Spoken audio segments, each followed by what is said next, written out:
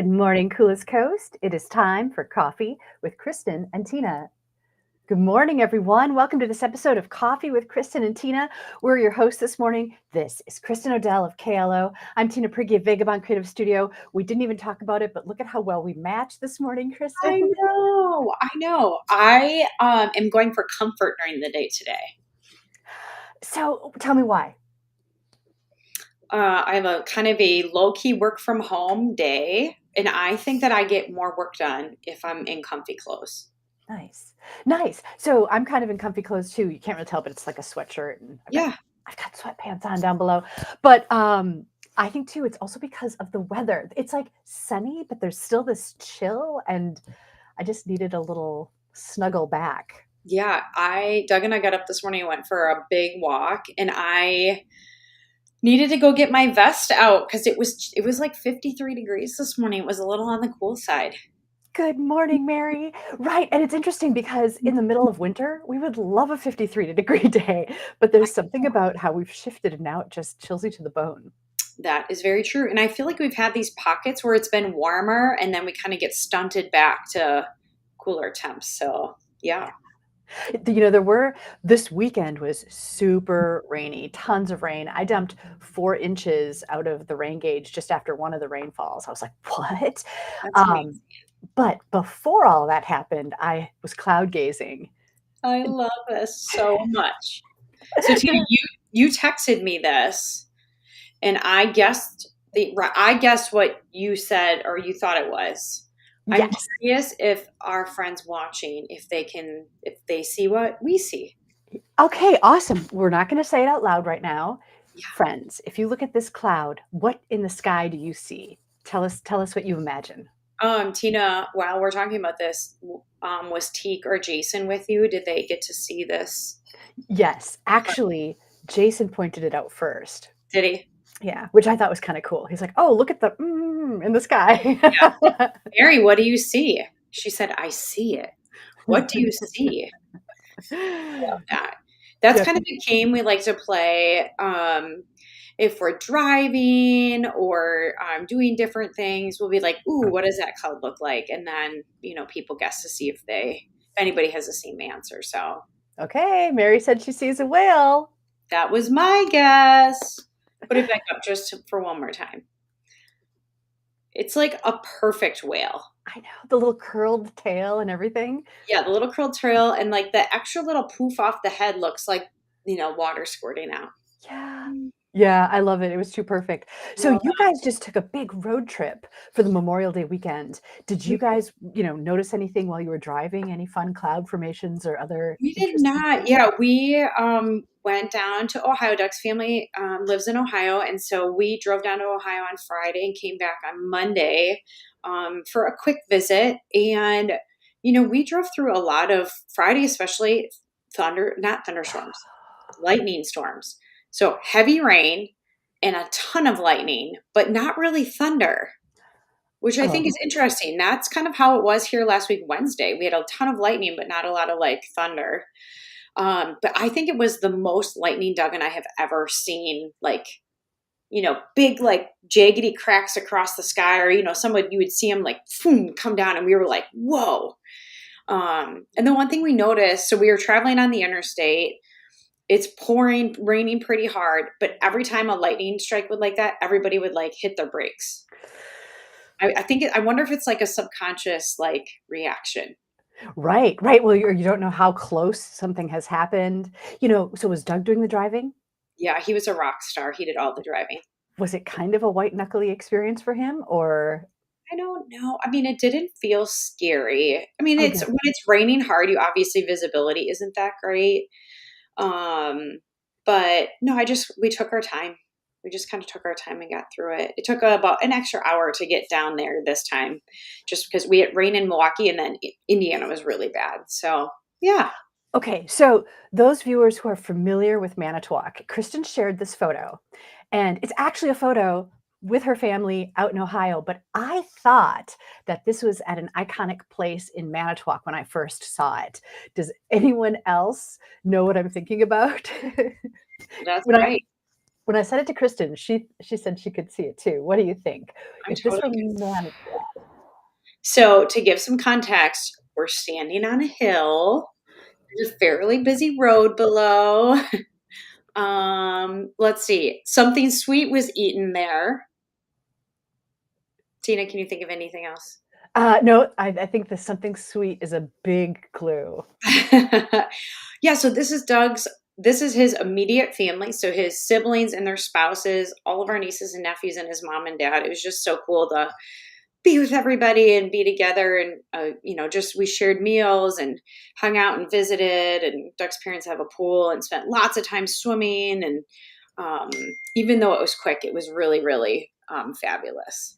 So in this picture, which ones are his parents? So Doug's mom is all the way on the left in the front. Okay. And then his dad is kind of on the right in the front. So I'm on the kind of the right side end, and that's my sister-in-law Susan and Doug's brother Patrick. So his dad Jim is kind of tucked in by us there. Oh, nice. Yeah. Okay, so I'm going to tell viewers where I think it is. When I saw this picture, I thought it was at the Big Cow in Manitowoc. It just wholly could be the Big Cow, like with the big statue off to the left where everyone's standing. I love that. I love that so much. I love that in a community completely somewhere else, you can find a little piece of home, like you saw home in it. Yeah, right? Which in some places it's impossible to do that. So That's right. Yeah, we did the parade. We had a graduation party. So Doug is the oldest of many grandchildren, and the youngest grandchild had graduation. So there's 29 years between them, which I think is really cool. So what a we got happy to, occasion to be a part of. isn't that fun?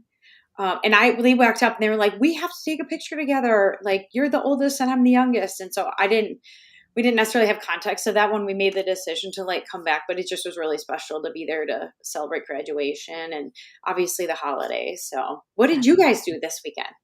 Well, so, okay, confession. I did try to use the word that I said I was going to use. I was trying to use huppity-pup, but I realized I was using it in the complete wrong context, right? Instead of using it as thingamajig, I realized after saying it a bunch of times in conversation that I was using it sort of like and etc., right? Like, oh, I'm going to go to the grocery store and get some milk and huppity-pup, right? And I thought, yeah, this is awesome. I'm using the word. And then it just dawned on me this morning. I'm like, I was using it wrong all week. Did you get a chance? So I think that you could say, I'm going to run to the store to get some thingamajigs. Oh, thank you. Right? Yeah. I really feel like that works. Did you teach anybody while you were out east any of these words?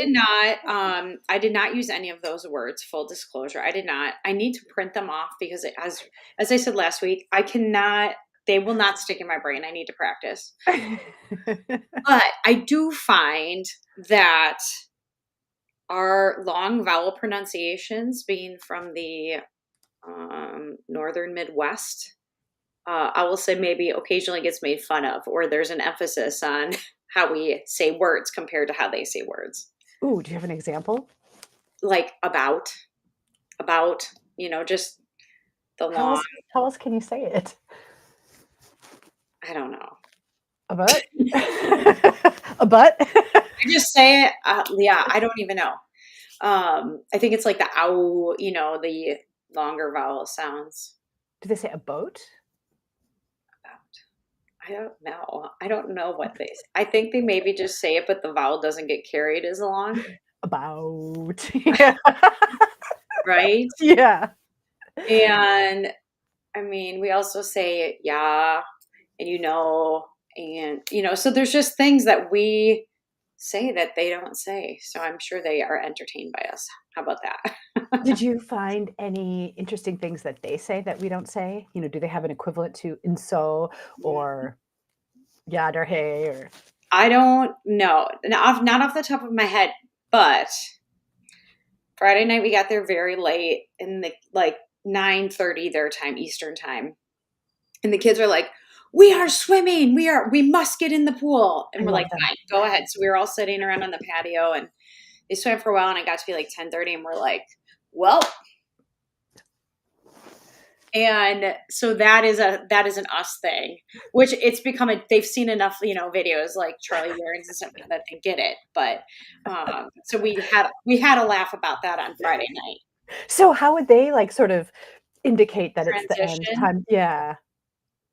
They would probably say like, we should get going. We should get going. And I'd be like, I Well. suppose, right? I don't know. That's fantastic. So What they would you haven't say? they haven't seen it enough that they've started to incorporate it? I mean, it's like humorous now. But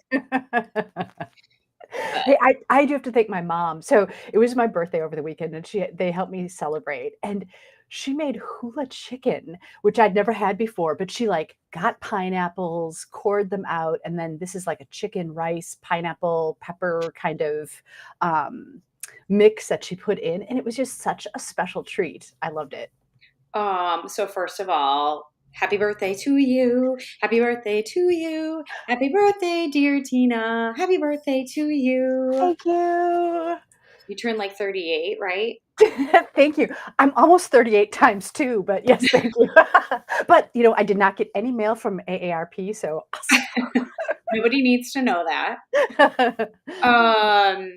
awesome. You sent me this picture of the pineapple. What does it say? Happy birthday with balloons and crap like that on it.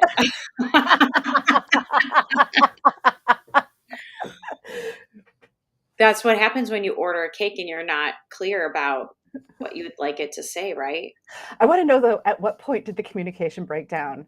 At what point did the person taking the order not think to kind of question that? Like, "So let me just double check. So you want your cake to say" Right. because if you notice, those aren't even balloons. So they literally did That's not correct. understand the assignment at all. That is, yeah, there's like a literalness to the words. Okay, we need to go back to hula chicken because you Hula sent me this chicken. picture and I was like, holy cow, that looks so impressive and amazing. Um, so she halved pineapples and that became the bowl. Yeah. And then it's chicken and peppers and what else inside? Rice and pineapple, and then Oh, some kind of, sauce. There might be onions too. I mean, I don't know all of the ingredients, but and then it was, like, sprinkled with sesame seeds on the top.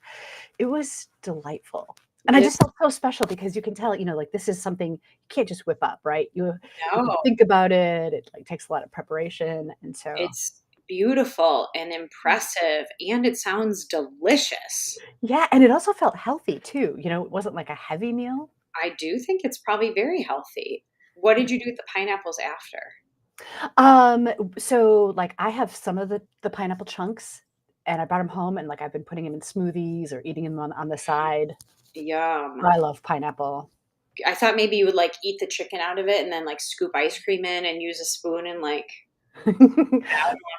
That's a great idea. That's a great idea. Kristin, you should have been there. I don't know how the transition from chicken to ice cream would be in the same vessel, but I mean like can't be that bad, right? Well, this is the cake we had. We did not eat the cake out of the pineapples, but it Woo! was super rich, super chocolate, super dense.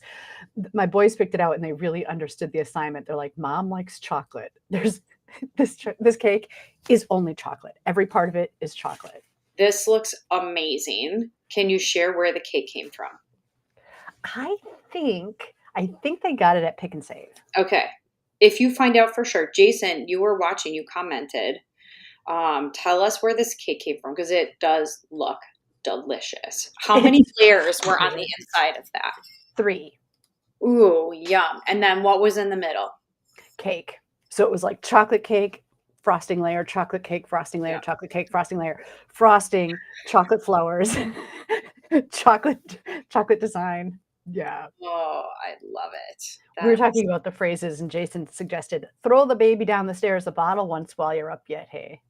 Oh, I added the hey. And Mary said, "Yum." yeah, that sounds so good. Did you do anything else special besides dinner to celebrate your birthday? Well, I got to pal around with my mom on one of the days, Mm. which was super fun. She treated us and we got pedicures, which I never do. Like I don't treat myself. And we were both sitting there and it's the conversation you and I have had before, Kristin. We're like, why don't we do this more often? Why don't we treat ourselves? Why don't we pamper ourselves? We felt Right. amazing. And it's funny because I usually don't like paint my nails, but I'm like, it's my birthday. I'm choosing sparkles. And it's just made me really happy. Like every time I see my toes now, I've got this great reminder of a cool day, but I also just feel pampered. It's Yeah. amazing. Put together. So you're Mhm. an elevated version of Tina. Yeah. I love that. I actually had, I'm trying to think what it was. I think last week, Monday, we'd had a crazy weekend and I had a day where like I kind of could work from home. It was just a little bit lighter of a schedule, which doesn't happen very often. And I got home and I'm like, I'm not working. I'm going to get a pedicure. And I just went and did it. And Doug came home from work and he's like, how was your afternoon? What'd you do? And I was like, I didn't do anything. I went and got a pedicure. And he's like, you did? And he was like proud of me. Probably because I don't like, I would not normally just be like, well, throw caution to the wind. I can do my work later. But it, Yeah, because you don't have like a standing weekly pedicure appointment. It's like a treat. You took a moment and you pampered yourself. And that's it really was so refreshing to do that. right. And I don't know. I mean, I don't know how you pass. If you're with your mom, obviously, like you can visit, and sometimes I just take a book, and it feels so nice to like sit for 45 minutes, an hour, and just read like uninterrupted Mm, reading time. And then yeah. you're pampering and reading. It's just so nice. So then, did you follow your pedicure with whatever this is, Kristen? No, but we're driving home from Ohio on Monday. We stopped at a Love's truck stop. Now, if anybody has ever stopped at a Love's, these are like huge, huge, basically bathroom restaurants, the trucking thing, the whole deal. And it's clean. And they are very clean. They were very clean. And we walked in, and then we were kind of at this point where we were ready for lunch. Now, there was a McDonald's, a Subway, and the gas station all had food. And so we just said to the girls, like, you get to choose. We don't care, whatever. And I'm like, you know what?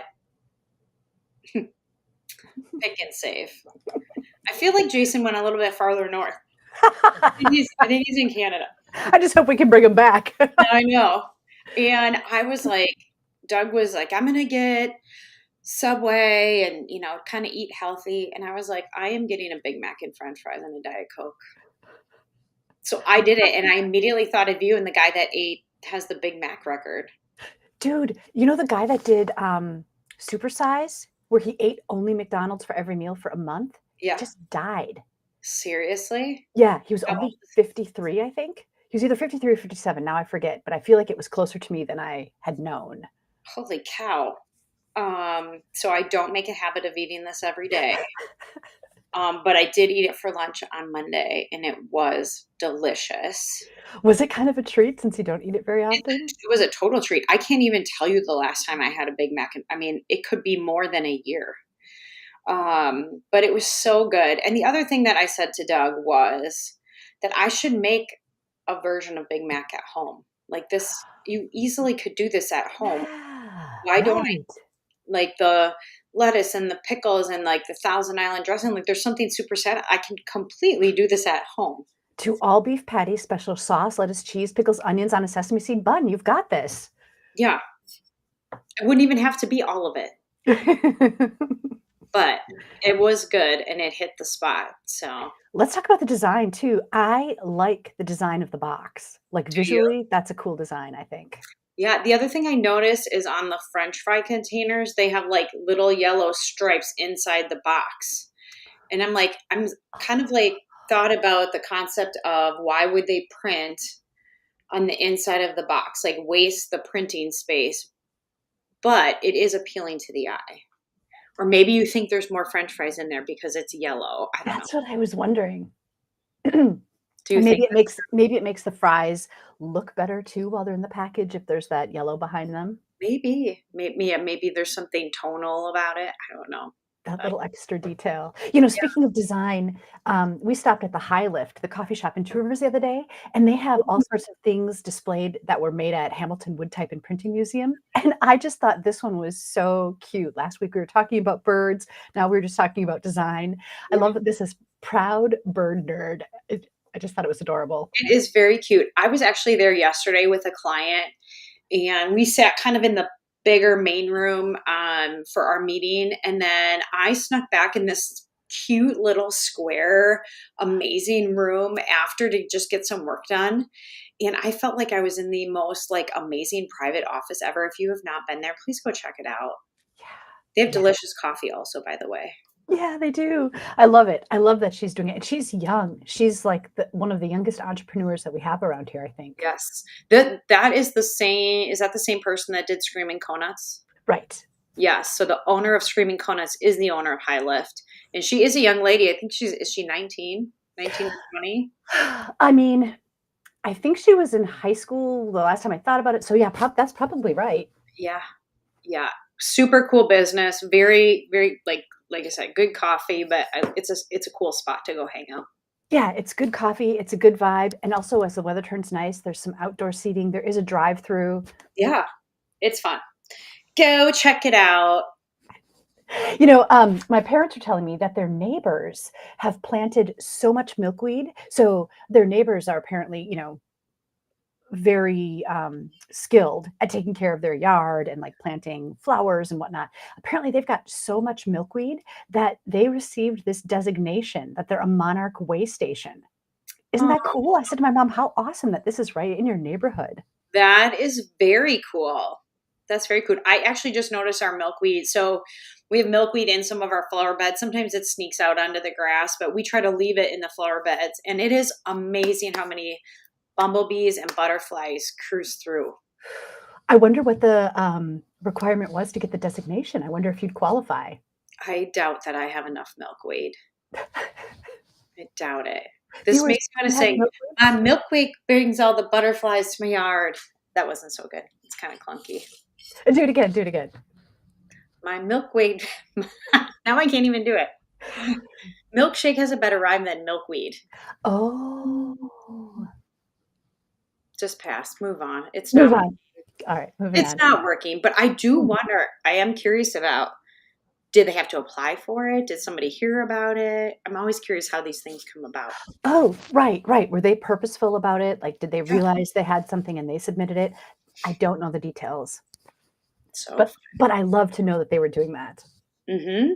Yeah, and I feel like I've seen some monarchs already. Already, what is the time of year when they make their appearance?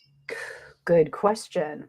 I've seen a lot of another kind of butterfly that I don't know what it is, and maybe it's even a moth. I guess I really don't know, but I haven't seen any monarchs this year, so I don't know. Who's Okay. watching? Who can tell us? And if you're watching, do you have milkweed growing in your gardens? Yeah. Do you have milkweed at your house? I don't. I haven't seen any. Hmm. Would you There like used me to to be bring you one? some. Oh, yeah, I would plant milkweed for I wonder sure. if I could dig one out and bring it to you if it would, because it like multiplies and makes itself known. And one of the other things that's really cool is we have a business that like helps take care of our grass. We had some issues with grubs a number of years ago, and they like ruin huge sections of our lawn. And so we work with a company to kind of make sure those guys don't come back. And they always ask us if we want the milkweed left in the yard because they know it is something that butterflies and pollinators like. And I just really appreciate that they will ask. They will never take it out. They always ask beforehand. And I think that's neat. I love that they Yeah, have awareness of it. yeah, I love that. Mhm. That's awesome. Yeah.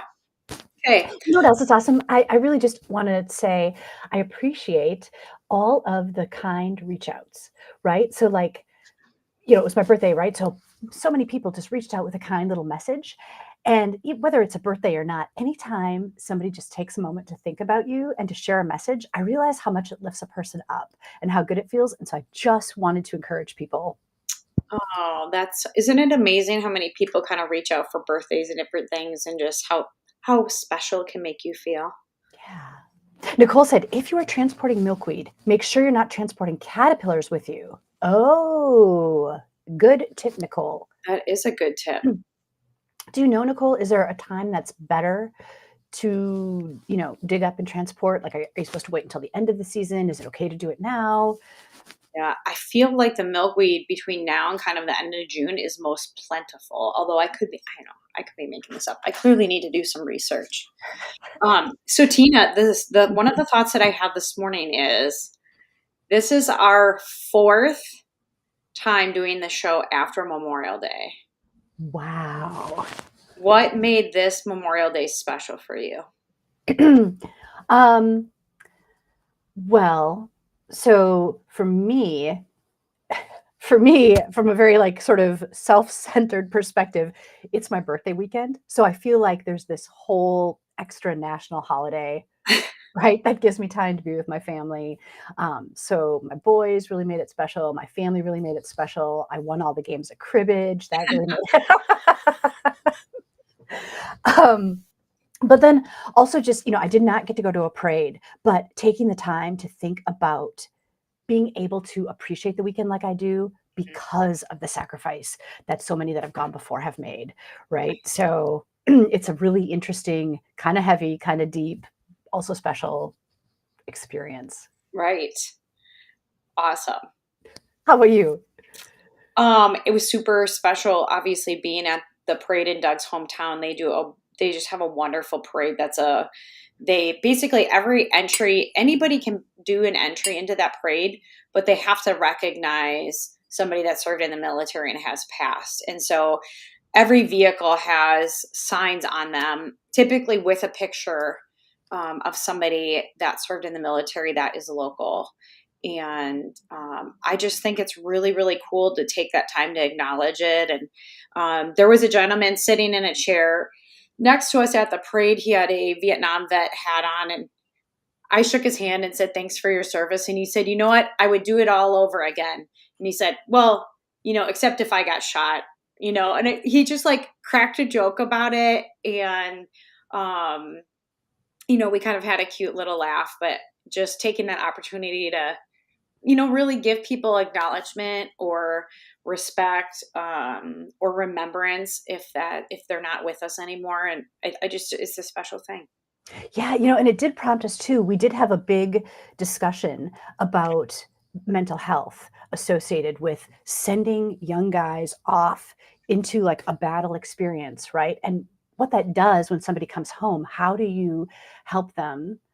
What can we be doing as a society to make that transition more successful, right? You can't just be like, well, just pick up where you left off, because what has intervened is life changing, right? And not necessarily always for the better. And so we had a big kind of conversation about mental health and awareness and, what that sacrifice means on somebody's Right. life. Yeah, it's interesting. We listened to a podcast on Saturday driving to graduation, and the podcast was talking about how there is more emphasis on mental health, more resources being thrown at mental health, and more prescriptions being thrown at mental health than ever before, and more diagnosis. And we are in America, the sickest we've ever been.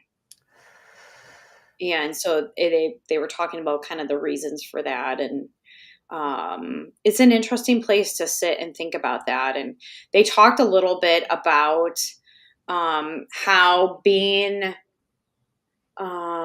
centered on objectives or moving forward, how healthy that can be for somebody. So they gave an example of two military groups. One is like the SEALs, where they're working together to go out and they have a specific task or a specific thing that they need to go do. And they're obviously highly trained. And that in comparison to somebody sitting on a base, but then living in fear of like an attack. And the SEALs who get into far more intense situations tend to actually do better because they're preparing and then they go do something as a group and they have an accomplishment together. They don't always go the way that they're supposed to go, but they're able to do that because they're planned and prepared, where the other group just sitting in fear, that is really, really damaging. It's kind of like being a sitting duck. And so they talked a lot about purpose and working together to have accomplishments or goals, and just even like how important it is to be able to do that with other people. And just interesting perspective. So they were talking about PTSD specifically, and how two groups in the military, one who actually does very intense things, they're actually more resilient. Interesting. So do you think that that has anything to do with the type of personality that would choose to be in the SEALs over, you know what I mean? Do you think or do you think it's strictly the I experiences that think they're it's having, because or it is there's a focus, there's something ahead they're preparing for, and then they go do it, and they have, again, this accomplishment or purpose together is Mm, different than sitting and not knowing if you're going to get attacked or living in a space of fear. Just mhm. like the idea of that is different. The Yeah. mentality around it is different. And they talk, Yeah, in you know, one scenario, you're in control, and in the other, you're not. yeah, yes. And control not being a bad thing, but control being I'm preparing or I'm learning or I'm working towards something.